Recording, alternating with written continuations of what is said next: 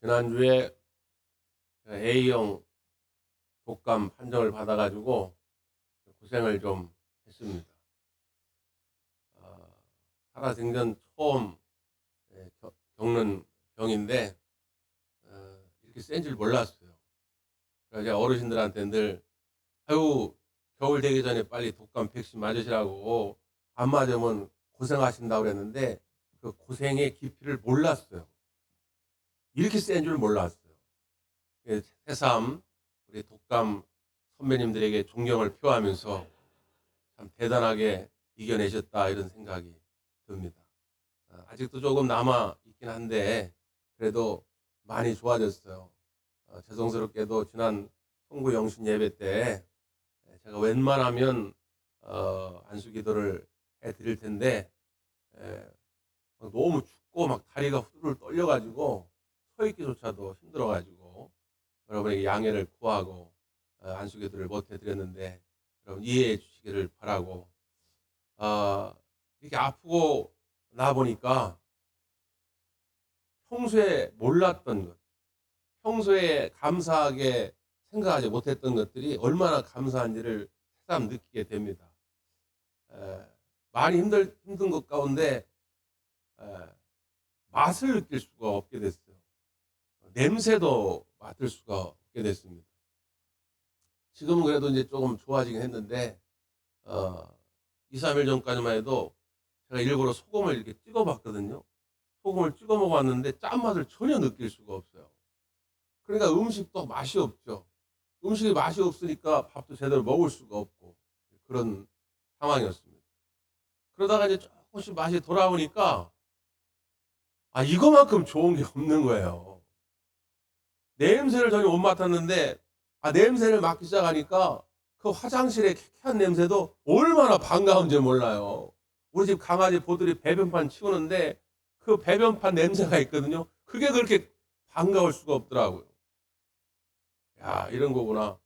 우리가 평소에 하나님의 은혜인데도 은혜인지도 모르고 감사하지도 못하고 살았는데 막상 잃어보니까 그게 얼마나 소중한지를 깨닫게 되는 것이죠.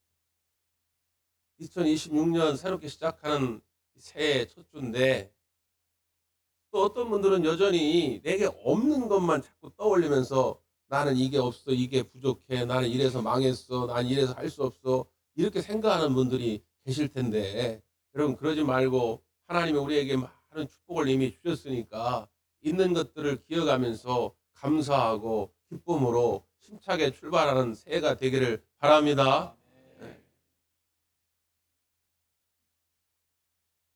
새해에 많은 사람들은 이제 꿈을 꾸잖아요.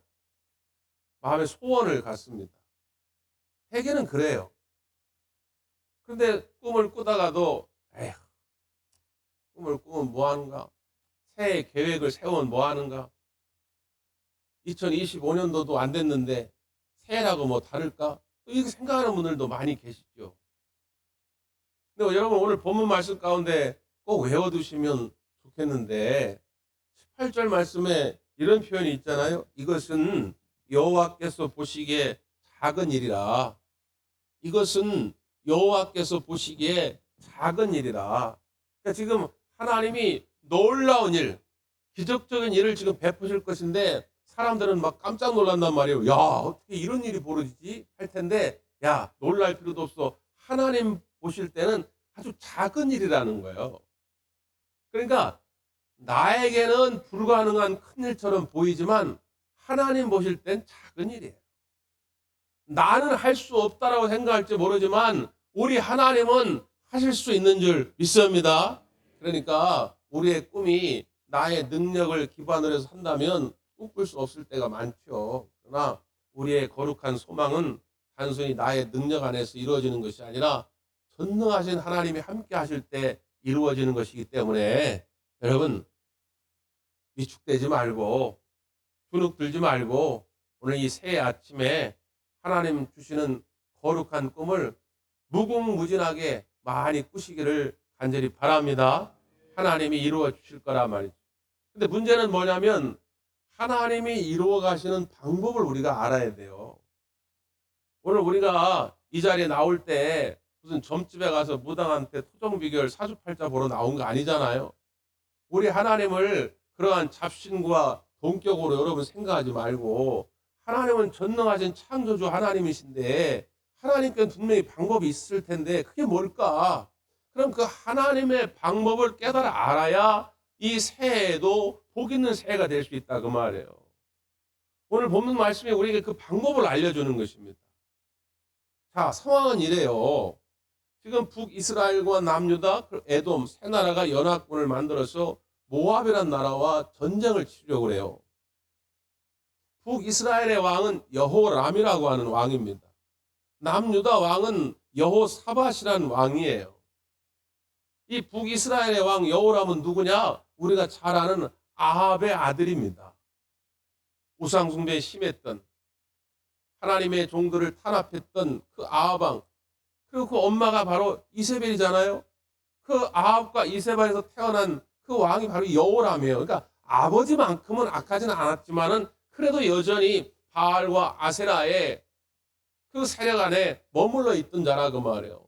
반면에 남유다의 여호사밧 왕은 하나님을 신뢰하고 하나님을 잘 섬기던 왕이었습니다. 자, 이렇게 세 나라가 연합군을 만들어서 전쟁을 하려고 광야로 나갔어요. 옛날 고대 전투는 대개 이제 이 광야, 평야에서 펼쳐지거든요. 다 1대1로 붙어야 되기 때문에.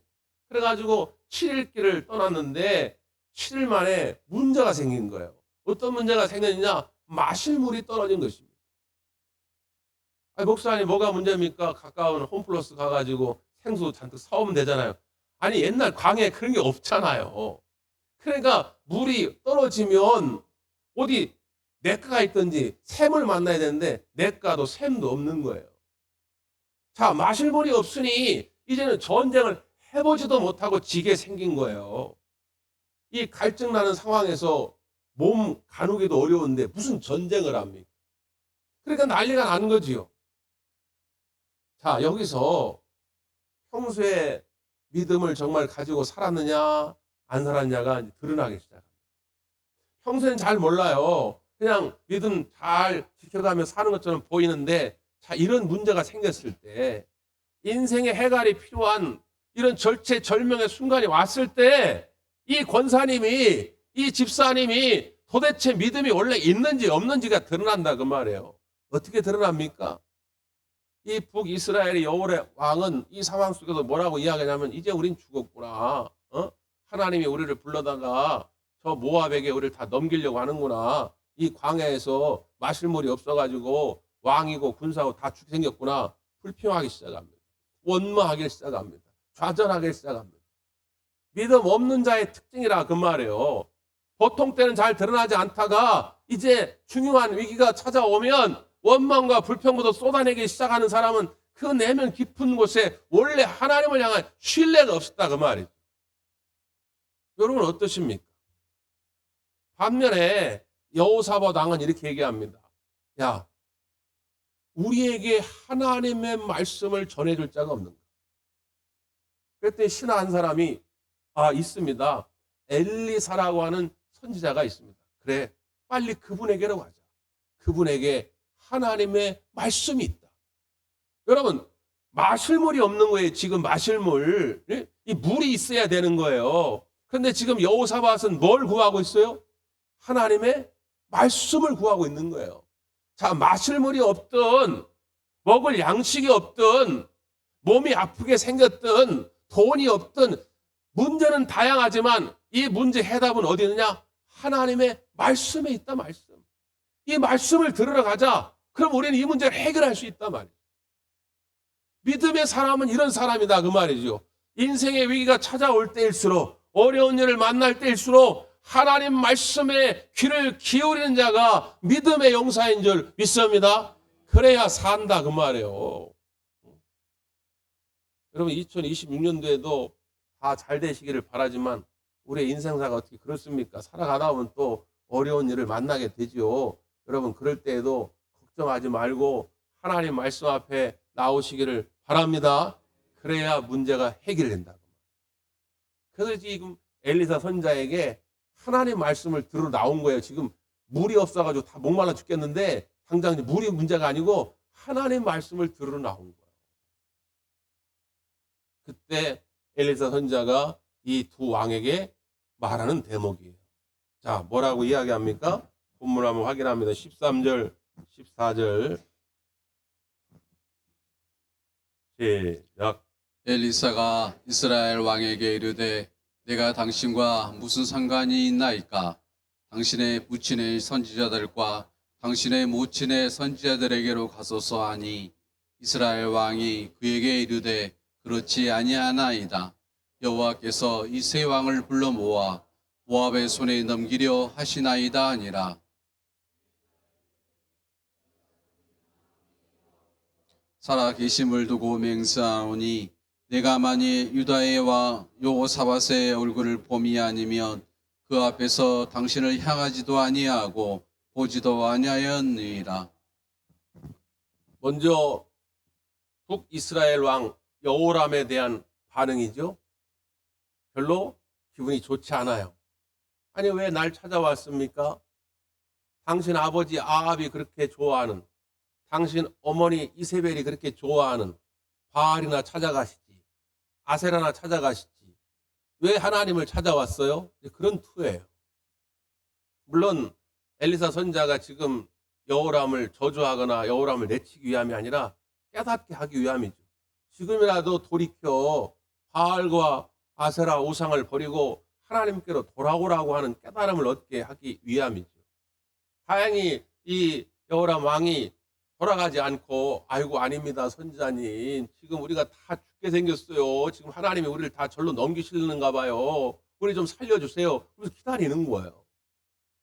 그런데 남유다 왕 여호사밧을 보면서는 완전히 다른 태도지요. 거기 이런 표현이 있어요. 14절 중반에 보니까 내가 만일 유다의 왕 여호사밧의 얼굴을 봄이 아니면 그 앞에서 당신을 향하지도 아니하고 보지도 아니하였으리라. 그러니까 이 남유다 왕 여호사밧과 같이 안 왔으면 내가 당신 얼굴도 안 볼 텐데 누구 때문에 본다는 거예요? 이 여호사밧 때문에. 내가 당신만 왔으면 내가 하나님 앞에 기도하지도 않을 텐데 누구 때문에요? 이 여호사밧 때문에 내가 하나님 앞에 간구하겠다는 거예요. 당신만 왔으면 하나님이 내게 말씀하셔도 내가 당신한테 알려주지 않을 텐데 누구 때문에요? 이 여호사밧 왕 때문에. 여호사밧 왕 때문에 이 얼굴을 봐서라도 내가 하나님의 음성을 당신들에게 들려주겠다는 거예요. 여러분, 어느 시대나 어느 공동체나 이런 사람이 살려내는 거예요. 아브라함이 있었기 때문에 조카 롯이 소돔과 고모라의 심판을 면하게 되는 것 아닙니까? 요셉이 있어가지고 요셉 때문에 그의 부모와 형제들, 그의 가문이 기근으로부터 살아나는 거 아니에요? 고넬료라고 하는 사람이 있었기 때문에 그의 가족과 그의 식솔들이 다 구원함을 받지 않습니까? 어느 시대, 어느 가정, 어느 가문, 어느 직장이나 그 공동체를 살려내는 사람이 있다 그 말이에요. 오늘 바라기는 여러분이 여러분의 가정과 여러분의 가문을 살려내는 하나님께 택함받은 대표 선수들이 되시기를 바랍니다.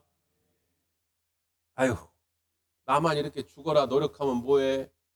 우리 집안은 맨날 그 모양 그 꼴인데, 우리 회사는 그 모양 그 꼴인데, 이거 제일 어리석은 태도예요. 그런 마음 갖지 말고 나라도 똑바로 하나님 앞에 서서, 나라도 하나님 앞에 기도해서 오늘 나의 가정과 가문을 살리고 내가 이 직장을 살리고 내가 이 민족을 살려내리라. 하나님이 나를 그렇게 부르셨음을 내가 믿나이다 고백하는 자가 하나님 앞에 복받은 삶인 줄 믿습니다. 여러분에게 그런 사명을 주신 거 아닙니까? 다른 사람 안 한다고 자꾸 핑계대지 말고, 저 사람 안 하니까 나도 안 할래 이러지 말고, 나라도 바로 서면 하나님이, 아휴, 내가 진짜 저렇게 뺀질뺀질거리는 김집사, 박집사, 소집사 봐서는 아닌데 내가 당신을 봐서 내가 대광교회에 복을 주겠어. 내가 당신 형, 당신 동생 봐서는 별론데 내가 당신을 봐서 당신 가정을 잘되게 하겠소. 아니 여러분 이게 얼마나 하나님의 큰 축복이에요.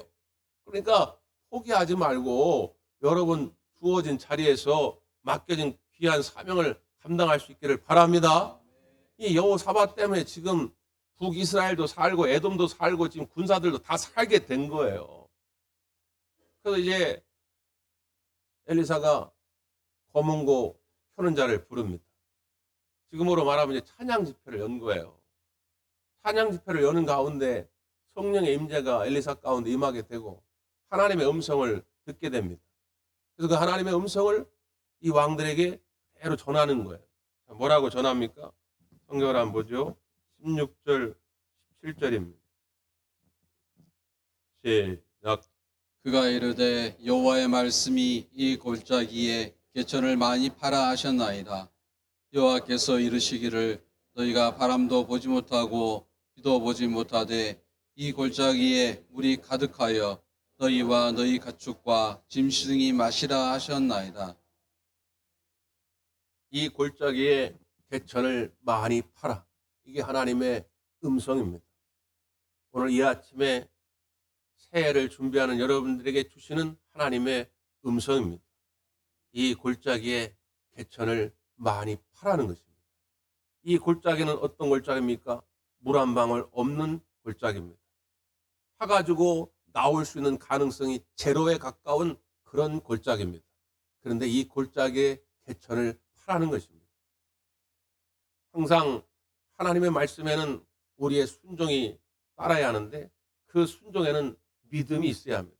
믿음 없이는 순종할 수 없는 이야기가 허다해요. 믿음을 빼고 이 성경을 읽어보십시오.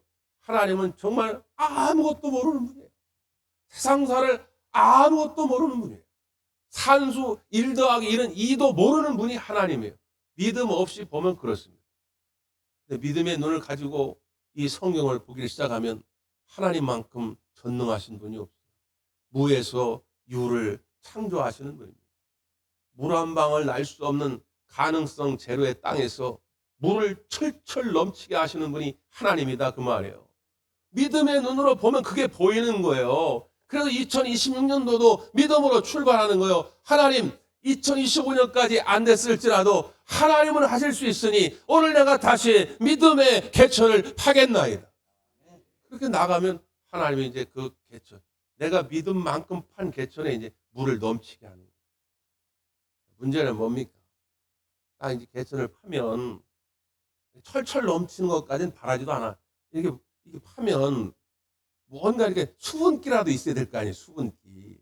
우리나라 땅은 웬만하면 동서나 아무 데나 가서 파면 물이 뭐 콜콜 나진 않더라도 우리는 파가 들어가다 보면 수분기라도 나온 우리나라 땅이에요. 우리나라 참 살기 좋은 땅 아닙니까?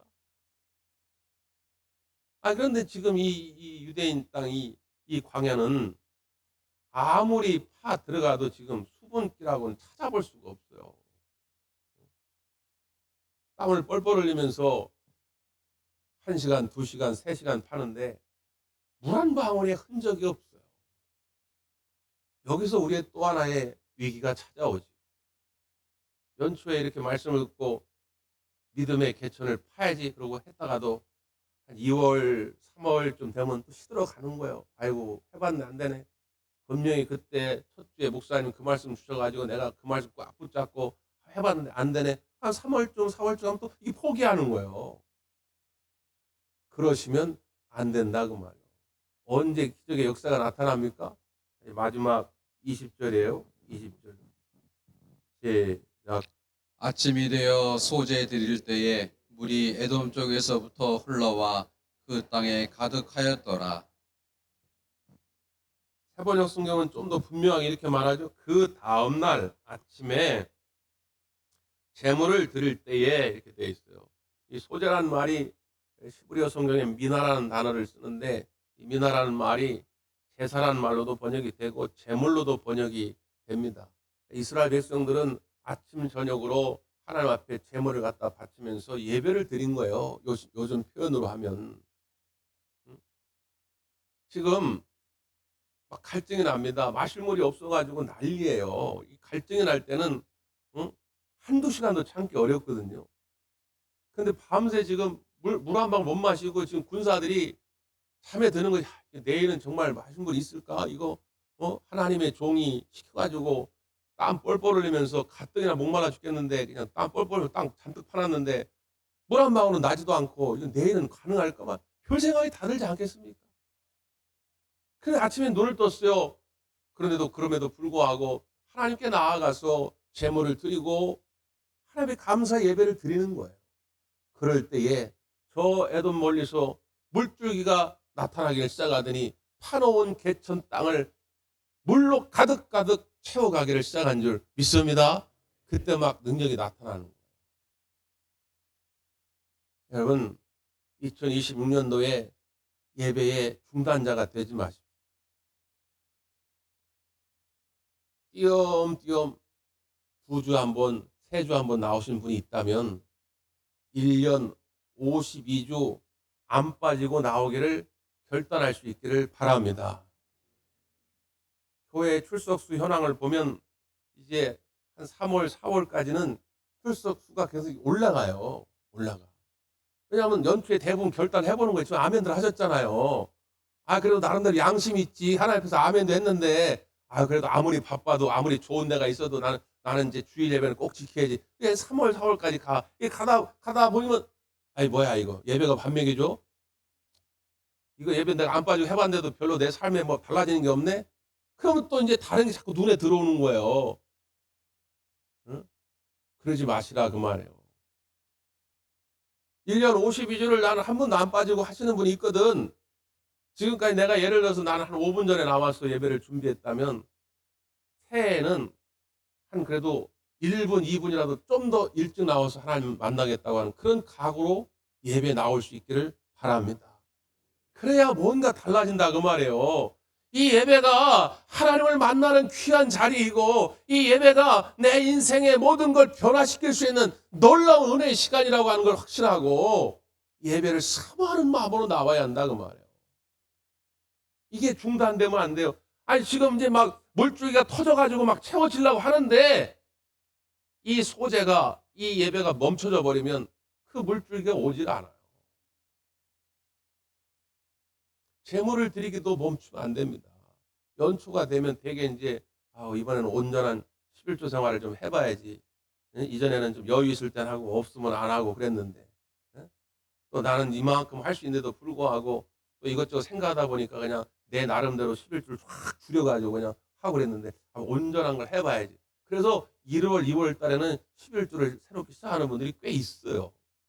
그러다 또 한 3월, 4월 가다 보면 또 이제 바쁜 게 많은 거예요.